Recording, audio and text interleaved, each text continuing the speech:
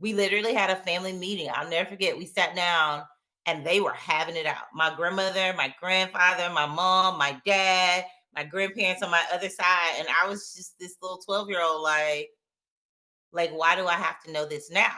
Now, thinking back, how that trajectory changed my life, I turned down a lot of Ivy League schools because I wanted to go to a school in the SEC because the Ivy League schools, they were very honest with me. They were like, well, if you come here, your times in track are faster than our record. So you have no one to compete against. So you will suffer athletically for having this academic degree from this school. And I appreciate coaches who were honest with me, like at Mount Holyoke and Harvard and Yale. I mean, the Sidney McLaughlins, they hadn't appeared yet. It wasn't at a time where Harvard would have said, you're about to go to the Olympics and we really want you to focus on your athletics. So like that wasn't a model, it wasn't a thing.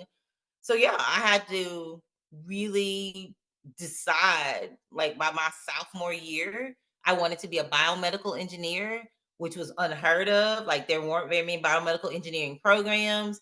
I knew that I had to have a high ACT STEM score to get in.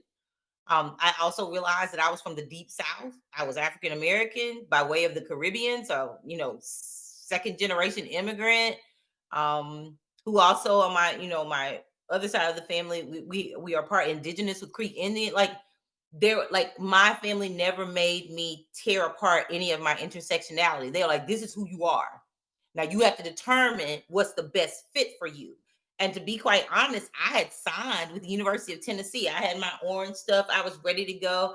I had done an engineering program with them. God had blessed me at that time to be the SECME State Scholar for Alabama and one of the 7 NACME National Scholars for Engineering. So I had a full track scholarship and a full academic biomedical engineering scholarship from the University of Tennessee. And you talk about heartbroken. My father, being the protector that he is, he calls back to the University of Tennessee. He's like, I need you to understand that my child is 15 years old.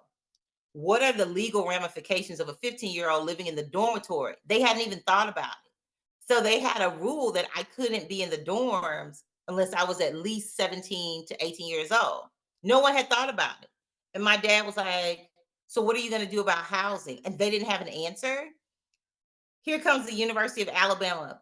This man picks up the phone. He's like, we've never had a NACME or a SECME scholar from Alabama go to school outside of Alabama. 2 adults had a conversation. Another $100,000 was given for scholarships. I was in the car with my Tennessee stuff on, Dr. Rucker. My dad drove, took a turn on Highway 43. So I was like, well, maybe he knows a different way. Because normally when we go to Tennessee, we go up 65. Yeah, 3 hours later, he said, you will never understand this until you get to be an adult, but I'm a father. And you're going to the University of Alabama. I mean, when I say mortified, I was like, but what about I'm on a poster at Tennessee. Like my best friends are there. I had met the man I thought was gonna be my future husband there too. He played football. I was like, you was messing up my whole life. Like you're messing up my dreams. And it was so funny. Um, it was like the day before school started. So then I had to go to the athletic department. I had to go and get my books and everything. And they have a place called Coleman Coliseum. So you used to go and you sign for your stuff and whatnot. And so I went to sign for my scholarship. And at that time, they had the old Scantron sheets, they printed out for scholarships. So I'm in line with all the athletes, and I'm just so bummed because I'm like, my parents just dropped me off at this school. I had been there before for some things, but I was like, this is not where I want to go.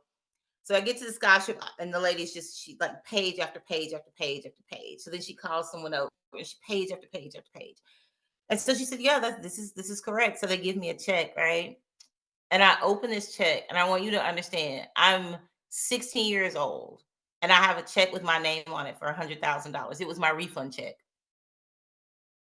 Right. So